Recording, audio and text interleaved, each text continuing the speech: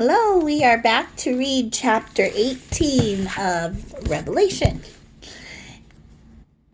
After this, I saw another angel coming down from heaven. He had great authority, and the earth was illuminated by his splendor.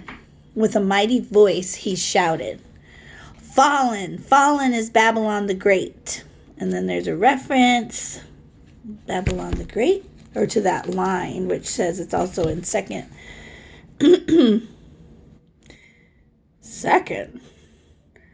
Oh, it must be that it's in verse 2, because I'm like, there's no second Isaiah.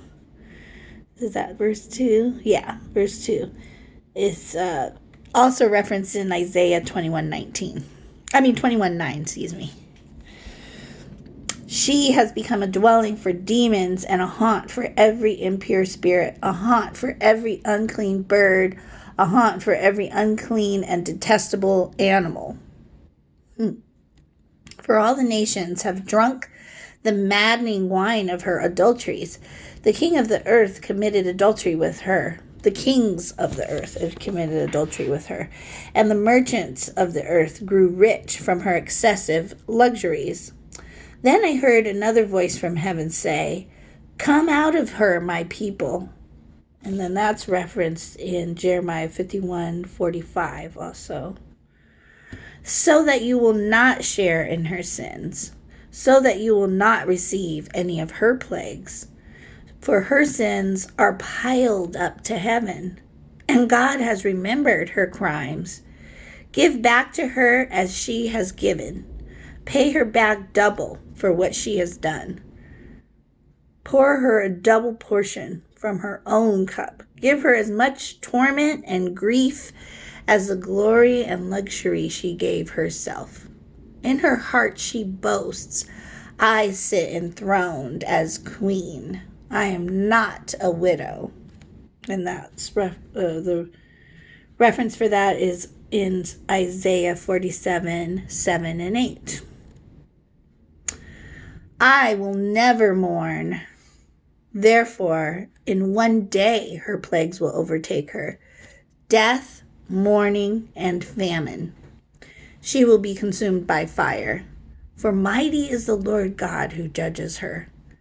When the kings of the earth who committed adultery with her and shared her luxury see the smoke of her burning, they will weep and mourn over her, terrified at her torment. They will stand far off and cry, 'Woe, woe to you, great city, you mighty city of Babylon.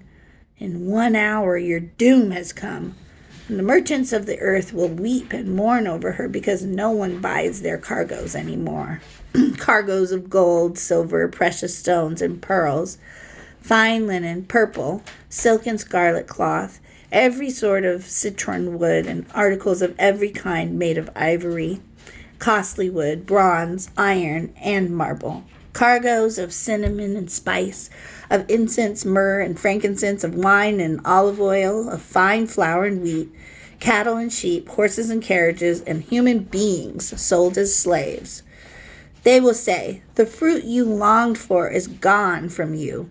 All your luxury and splendor have vanished, never to be recovered.' The merchants who sold these things and gained their wealth from her will stand far off, terrified at her torment. They will weep and mourn and cry out, 'Woe, woe to you, great city, dressed in fine linen, purple and scarlet, and glittering with gold, precious stones and pearls.